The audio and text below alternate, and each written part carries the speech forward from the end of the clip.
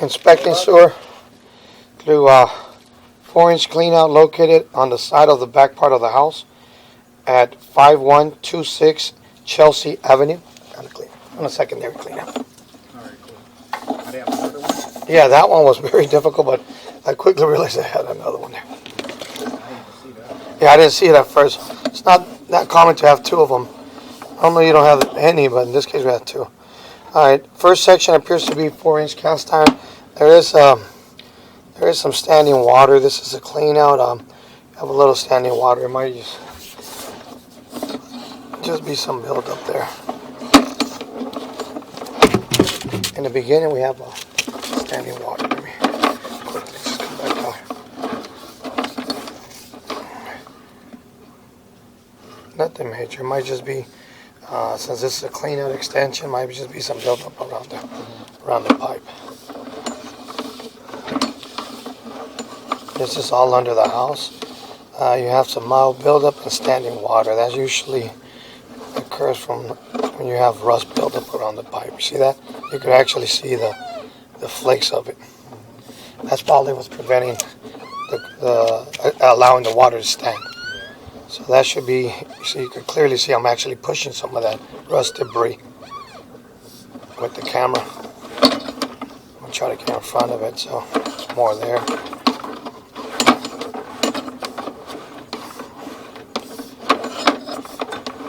I don't see any breaks on the cast iron, but definitely some buildup around it. It's starting to create a small issue. Once it transitions to clay, you can see here, different transition. Oh, this appears to be you know what? This is ABS. I thought it was clay, but no, we're still under the house. They must have added or changed a piece section of it. Now you go back to cast iron. Usually once it leaves from under the building, it changes to clay. Usually.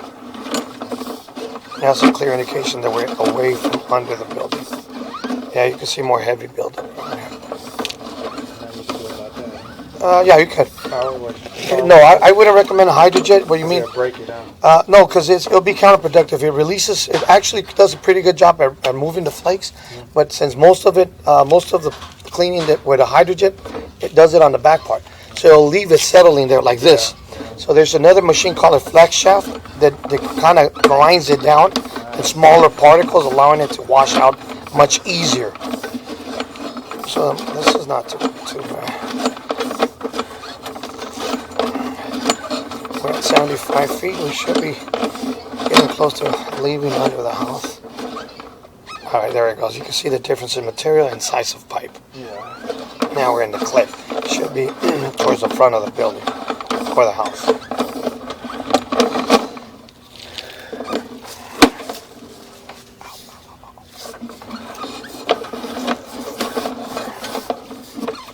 The clay portion, at least a 4-inch, appears to be in fair condition so far.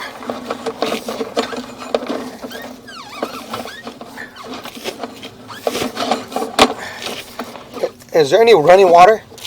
No, do you need me to turn it? Well, I wanted to flush it totally just to have the camera slide a little better, if it's possible. Let's see what he's looking at here. We're looking at the sewer. We're on the clay part of it.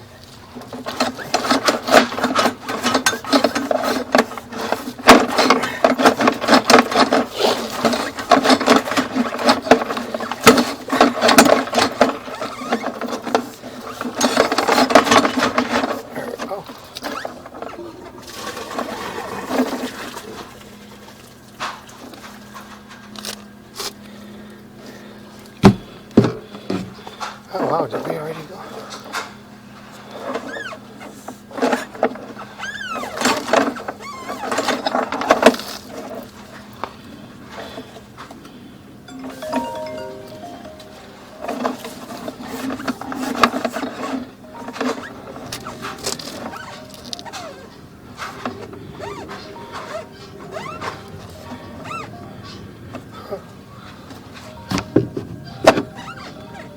That appears to be the city sewer. We're going to stop the recording and locate it. Okay, we're resuming the inspection. We were located the pipe. We are in the middle of the street. and you can clearly see the flow of the city sewer. The pipe appears to be clay pipe from the middle of the street to the property line, and it seems that it is a mix between clay and concrete pipe. Even though the concrete pipe is no longer an acceptable material, that's been there for such a long time that it's already there, and it appears to be in fair condition.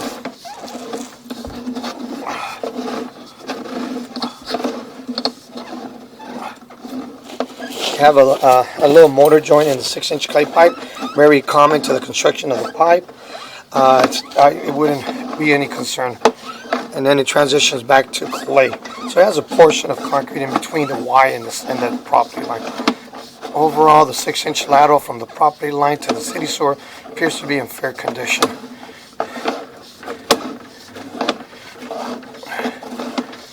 Okay, here's where it transitions to cast iron. Typically, the cast iron will be normally under a building. In this case, it goes all the way to the sidewalk. It's not what's mostly used, but it's not uncommon. Cast iron appears to be in fair condition. I don't see any visible breaks or root intrusion, but I do see heavy rust buildup, and in some places creating standing water, which that could potentially, you can see the actual flakes there, a lot of flakes there. That could potentially create stoppages.